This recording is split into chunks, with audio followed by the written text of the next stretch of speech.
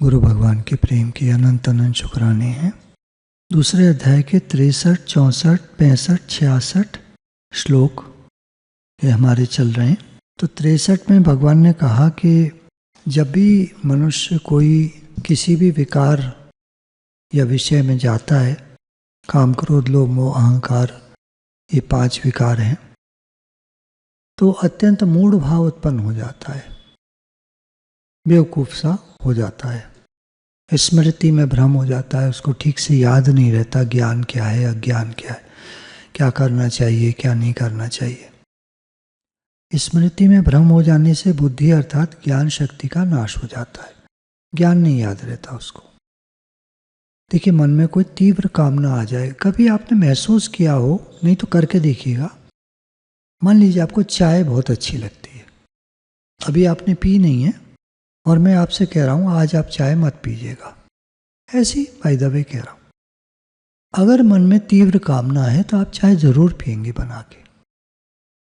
उदाहरण है, हर व्यक्ति को इस संसार में ऐसा कहते हैं, मुझे नहीं मालूम पूरा, कि एक न एक कमी हर इंसान में होती है, और जब वो कमी उसके ऊपर हावी होती है तो वो अपने मन को वश नहीं कर पाता, ज्ञान शक्ति का नाश हो जाता है, बुद्धि का नाश हो जाता है, और ये पुरुष अपनी स्थिति से गिर जाता है। उपाय क्या है, आगे उपाय बताएंगे। तो भगवान कह रहे हैं अपने अधीन किए हुए अंतःकरण वाला, अब ये बड़ा मुश्किल काम है, अपने अंतःकरण को अधीन करना, वश करना। अपने अधीन किए हुए अंतःकरण वाला साधक अपने वश में की हुई राग द्वेष से रहित इंद्रियों द्वारा, ये मेन पॉइंट आता है, राग द्वेष से रहित। भले हम संसार में रहते हैं, हमारा राग द्वेष नहीं है तो कोई दिक्कत नहीं है, और संसार छोड़कर भी हम जंगल में रहते हैं तो जंगल में भी राग द्वेष होने पर मन हमारा वश नहीं होगा। कई कारण होते हैं जंगल में भी, पहाड़ों पर भी, सब जगह कारण होते हैं, सब जगह कोई ना कोई कारण होगा। एक गेट पर जैसे बाबा जी लोग आते जाते रहते हैं, तो एक कुछ ज़्यादा कपड़े से ओढ़े हुए थे, तो मैंने कहा गर्मी तो काफ़ी है, इस समय आपने थोड़े ज़्यादा कपड़े ओढ़े हुए हैं। तो बोले मैं हिमालय से आ रहा हूँ चलता हुआ, तो अभी वहाँ काफ़ी सर्दी थी और बर्फीली हवाएं चल रही थी, तो आते आते यहाँ तक, बीच में बुखार भी आ गया था रास्ते में, तो मैं यहाँ तक आते आते अभी तक कपड़े उतार नहीं पाया हूँ, आगे जा रहा हूँ। और तो देखिए कारण तो वहाँ भी है। तो हर जगह राग द्वेष रहता है। तो जब राग द्वेष से रहित इंद्रियों द्वारा, जब इंद्रियां हमारी राग द्वेष से रहित हो जाती हैं, तो विषयों में विचरण करता हुआ, या भले चारों तरफ विषय हैं संसार में, अंतःकरण की प्रसन्नता को प्राप्त होता है। अंतःकरण उसका प्रसन्न हो जाता है। प्रसन्न होने पर इसके संपूर्ण दुखों का अभाव हो जाता है, और उस प्रसन्न चित्त वाले कर्मयोगी की बुद्धि शीघ्र ही सब ओर से हटकर एक परमात्मा में ही भली भांति स्थिर हो जाती है। उसका लक्ष्य है परमात्मा। क्या है ना, हम लोग कहेंगे हमारी बुद्धि तो अभी तक स्थिर नहीं हुई परमात्मा में। भाई, भगवान का शौक हम सबको है, तभी हम सत्संग में लगे हैं।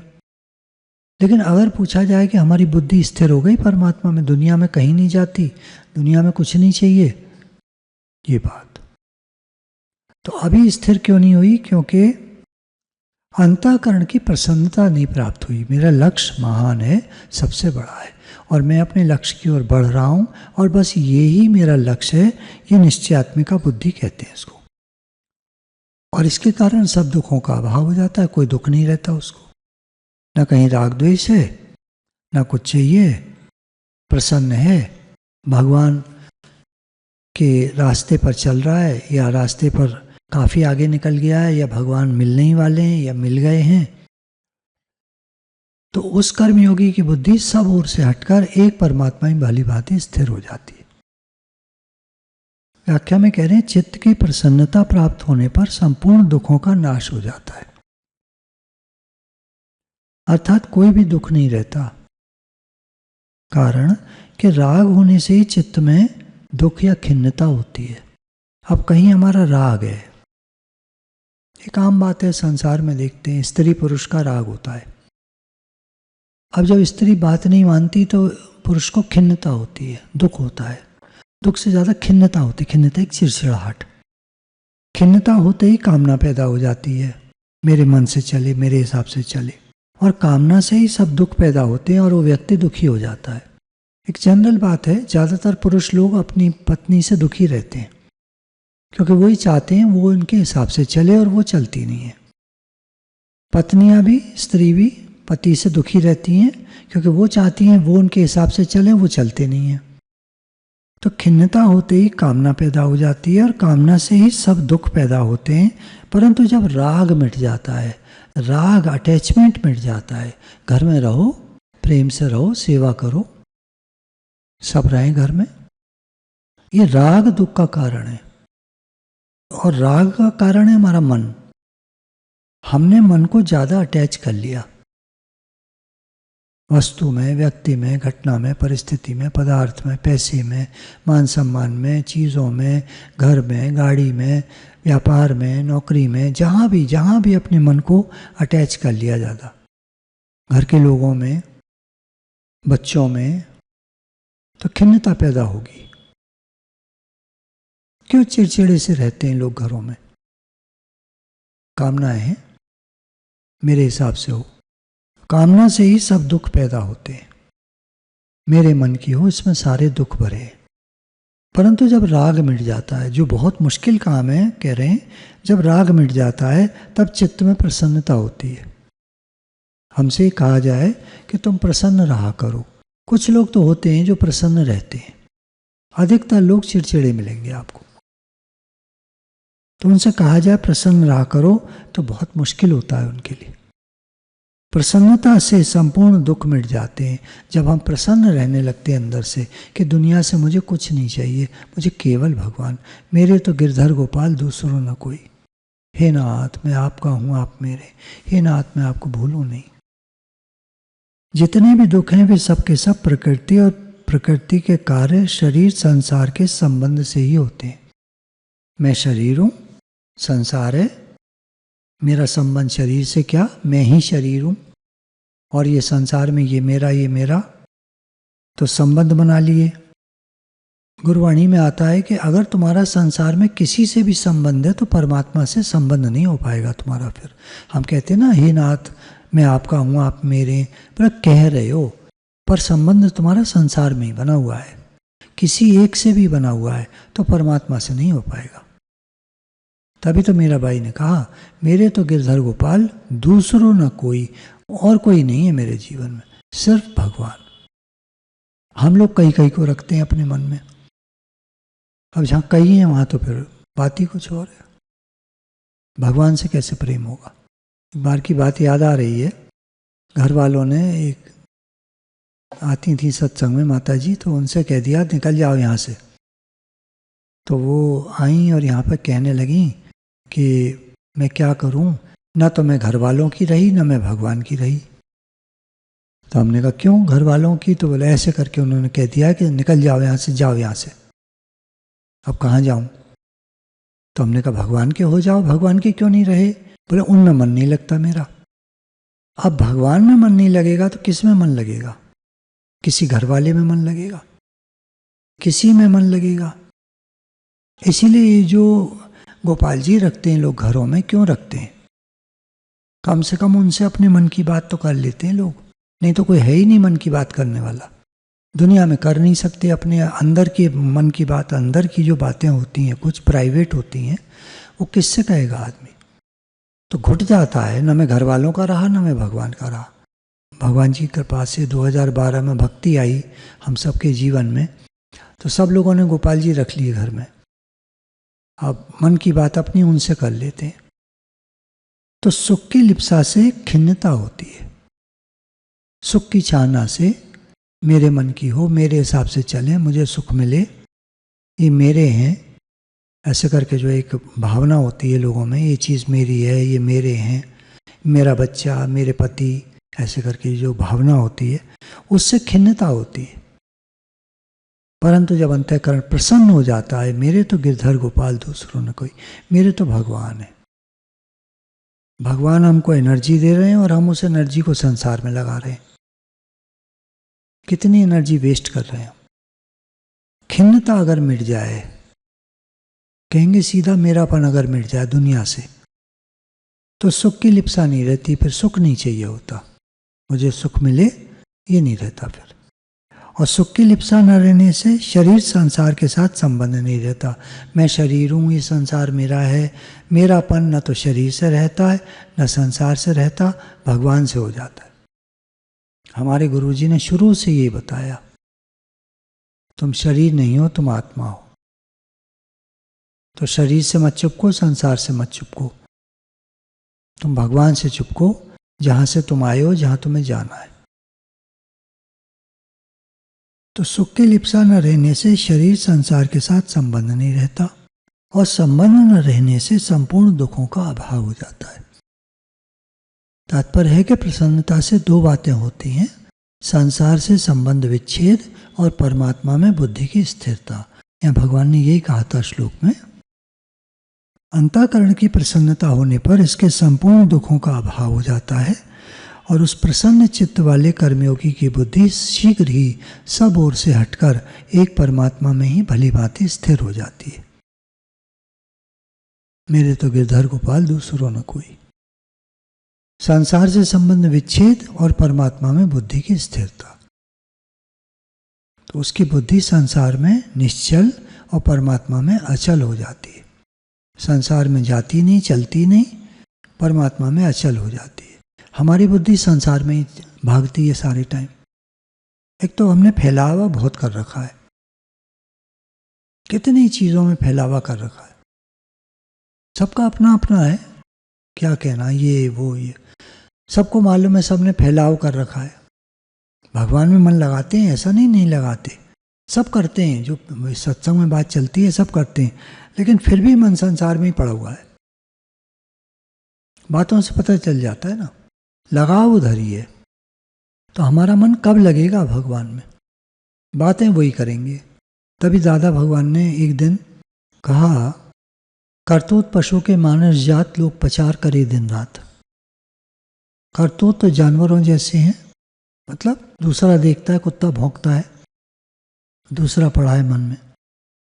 करतूत पशु के मानस जात, जाति तो मनुष्य की है और करतूत जानवरों वाले हैं।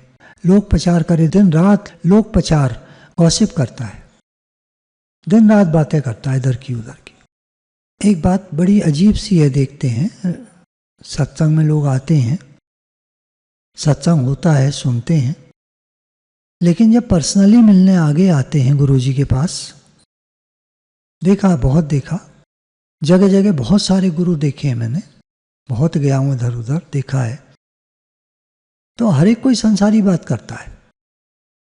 गुरुजी के पास जाके किसी ने नहीं पूछा, मेरे सामने मुझे नहीं याद आ रहा, किसी ने नहीं पूछा, गुरुजी मेरा भगवान में मन नहीं लगता, मैं क्या करूं। सब अपने घर की कहानियां शुरू कर देते हैं। और अगर किसी ने शुरुआत भी की, मेरा भगवान में मन नहीं लगता, मैं क्या करूं, क्योंकि मेरा घर वाला ये, घर वाला ये, घर वाला ये, तो मन तो वहीं पड़ा है घर वाले में। मैं आपसे बहुत क्षमा चाहूँगा, मैं थोड़ा रूडली बात कर रहा हूँ, थोड़ा खराब तरह बोल रहा हूँ, बहुत क्षमा चाहूँगा मैं आपसे। आप तो महान हैं, संत हैं, ऋषि मुनि हैं, उनके अवतार हैं, सत्संग में लगे हैं, आप सभी को नमन है मेरा। लेकिन यहाँ गीता में जो भगवान बात कह रहे हैं उसको तो मुझे बताना पड़ेगा, बोलना पड़ेगा, तो वो बोलने में थोड़ी तेजी आ जाती है, क्योंकि आपको सुना रहा हूँ मैं, ठीक है, अपने मन को भी सुना रहा हूँ कि ये भी सेटअप जो है, सारा जो सत्संग का सेटअप है, उसमें बहुत मन जाता है। अरे भाई मुझे क्या करना, मुझे ये काम ईश्वर से, जगत रूठे तो रूठन दे, लोग अच्छा माने बुरा माने, मेरे को अच्छा समझे बुरा समझे, मुझे क्यों होना चाहिए इस बात का ध्यान, क्यों होना चाहिए, मुझे तो भगवान से मतलब होना चाहिए। मेरा लोगों से भी मतलब है, यहाँ के मैनेजमेंट से भी मतलब है, व्यवस्थाओं से भी मतलब है, देखभाल से भी मतलब है, परेशानियों से भी मतलब है। कुछ परेशानियाँ यहाँ भी हैं व्यवस्था की, पूरा मन भगवान में कैसे लगे? तो यहाँ बताया कर्मयोगी, हम लोग कर्मयोगी के उसमें आते हैं, काम भी करते पूरा। जब उसकी निश्चला बुद्धि हो जाती है, व्यवसायत्मिका बुद्धि हो जाती है, निश्चयात्मिका बुद्धि हो जाती है, अर्थात मुझे केवल भगवान चाहिए और कुछ नहीं, बोला फिर सारे काम करते रहो, कोई दिक्कत नहीं है। ये बात, ये पकड़ने की बात है। हमारी बुद्धि निश्चयात्मिका हो जाए, मुझे केवल भगवान चाहिए और कुछ नहीं चाहिए, बस ये करके फिर करो सब काम। भगवान ने कहा हे अर्जुन युद्ध कर, युद्ध जैसी बात कह दी, अब तू युद्ध कर। तो हमारे लिए भी युद्ध क्या है? हम भी तो सब युद्ध के बीच में ही बैठे हुए हैं। मन का कितना युद्ध होता है, अच्छा बुरा, ये वो, टेढ़ मेढ़, सब तरह की ये जो कारण आते हैं मन में, अटैक करते हैं कारण बाहर के, ये युद्ध ही तो है। धर्म क्षेत्र कुरुक्षेत्र, वो कुरुक्षेत्र था, हमारा धर्म क्षेत्र है। हम लोग अंदर की लड़ाई लड़ रहे हैं। मेरा मन भी जब जाता है चीज़ों में, तो मैं भी अपने मन को के साथ मुझे युद्ध करना पड़ता है। कुछ कारण हैं, मुझे भी युद्ध करना पड़ता है। तो जैसे हमारी ये बुद्धि हो जाएगी कि मुझे केवल भगवान चाहिए और कुछ नहीं, सारा युद्ध खत्म, अंतःकरण की प्रसन्नता प्राप्त हो जाएगी। और प्रसन्नता प्राप्त होते ही स्थिरता हो जाएगी बुद्धि की। बस मुझे है काम ईश्वर से, मेरे तो गिरधर गोपाल, दूसरों में कोई। तो 2 मिनट शांत भाव से बैठेंगे हम लोग, थोड़ा विचार करेंगे हमें चाहिए क्या। अभी आपके मन में जवाब आएगा भगवान, लेकिन हरकतों को देखोगे ना आप पूरे दिन की, तब समझ में आएगा कि हमें क्या चाहिए। हमारा मन पड़ा कहाँ है? जहाँ जहाँ मन जाता है समझो वहीं हमारा मन पड़ा है। अगर दुनिया के विचार हमारे मन में आते हैं तो अभी इस बुद्धि की स्थिरता नहीं हुई, अभी व्यवसायत्मिका बुद्धि नहीं हुई, निश्चयात्मिका बुद्धि नहीं हुई, मुझे केवल भगवान चाहिए, अभी ये नहीं हुआ।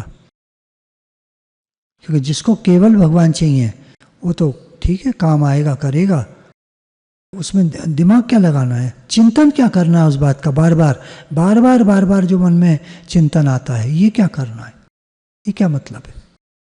बार बार वही सोचते हो बार बार, ये क्या है? भगवान चाहिए तो वो क्या सोच रहे, काम का सोच रहे हो, ठीक है, काम किया खत्म। हम बार बार एक ही बात सोचते रहते, बार बार मन में विचार आते रहते तरह तरह के। तो शांत भाव से थोड़ा देखें अपने मन की तरफ।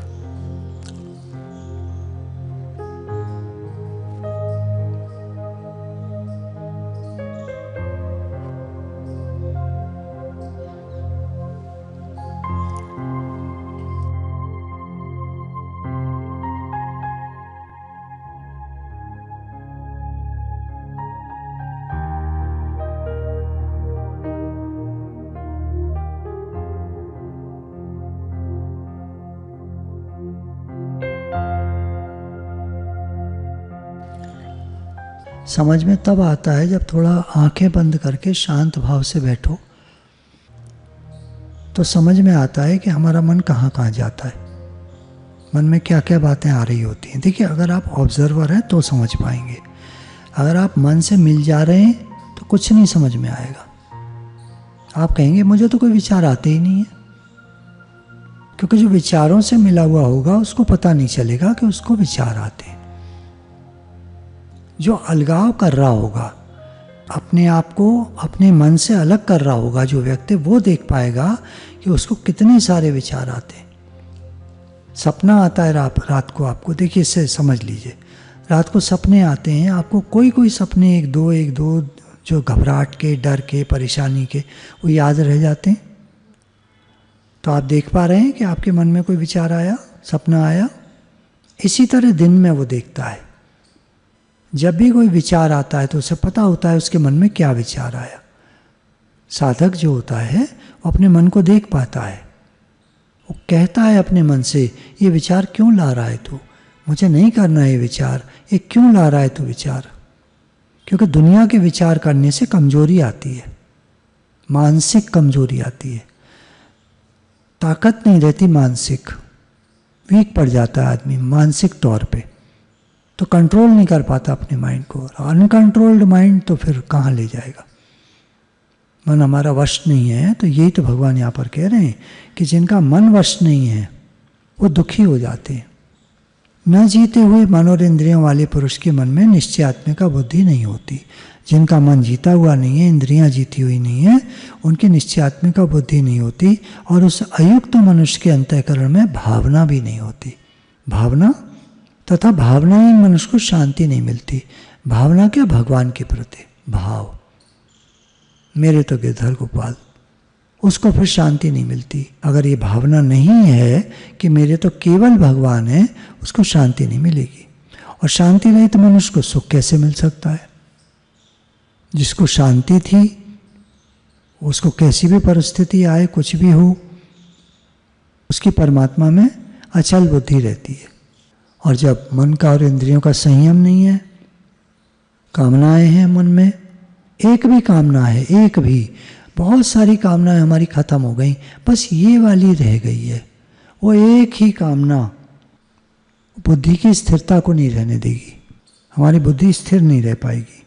मन का संयम नहीं है, इंद्रियों का संयम नहीं है, तो वो एक ही इंद्रिय हमें घसीट के ले जाएगी संसार में। हम देखते रह जाएंगे, पता नहीं कैसे हो गया, पता नहीं ये बात बार बार क्यों हो जाती है, पता नहीं एक ही बात हमसे बार बार क्यों होती रहती है, एक ही गलती हम बार बार करते रहते हैं। हमारा मन इसी चीज़ में पड़ा हुआ है। कोई कुत्ता पाल लेगा तो कुत्ते की बात करेगा सारा टाइम, सारा मन उसका कुत्ते में पड़ा रहता है, राग कर लेगा कुत्ते में। और भगवान कह रहे हैं राग द्वेष से रहित इंद्रियां, द्वेष भी नहीं हो हमारा कहीं संसार में और राग भी नहीं हो, न राग न द्वेष। तो कर्मयोगी साधक को कह रहे हैं कि पहले मन और इंद्रियों का संयम करे। तो इसको अगली बार ले लेंगे। गुरु भगवान के शुक्राने हैं। थोड़ा देर और शांत भाव से बैठिए और विचार करिए हमें चाहिए क्या और क्या मिलेगा। एंड ऑफ द डे एक दिन तो आएगा, उस दिन क्या साथ जाएगा, क्या रहेगा, कौन रहेगा, क्या मिलेगा, क्या करना है, क्या पाना है, क्या करने योग्य कर्म है, क्या कर रहे हैं, कहाँ जा रहे हैं, क्या चाहिए, क्या मिलेगा, क्या साथ जाएगा। खाली हाथों वे गए जिनके लाख करोड़, सब खाली हाथ जाते हैं। जहाँ जहाँ मन पड़ा होगा हम दोबारा संसार में लौट कर आ जाएंगे, गर्भ योनि में लटकेंगे 9 महीना उल्टा। कुंभी पाक नर्क कहते हैं, नर्क कहते हैं उसको। बड़ी यातनाएं मिलती हैं उसमें। गर्भ में जो लटके होते हैं शिशु, कहते हैं कीड़े काटते हैं उनको, बड़ी यातनाएं मिलती हैं, बड़ा दुखी होता है। अब नहीं आऊँगा इस संसार में, अब नहीं आऊँगा। और फिर वही कर्म करते हैं, फिर वैसे हो जाते हैं और फिर वही संसार में आ जाते हैं। विचार नहीं करते हम लोग। एक विचारक से एक रिपोर्टर ने पूछा आज के युग में क्या प्रॉब्लम है लोगों की सबसे ज़्यादा, तो उसने जवाब दिया मैन डोंट थिंक, लोग विचार नहीं करते। गुरु भगवान के शुक्राने हमको विचार कराते हैं, सारे विचार हमको गुरु जी से ही मिलते हैं। मैं तो गुरु जी का बहुत ऋणी हूँ।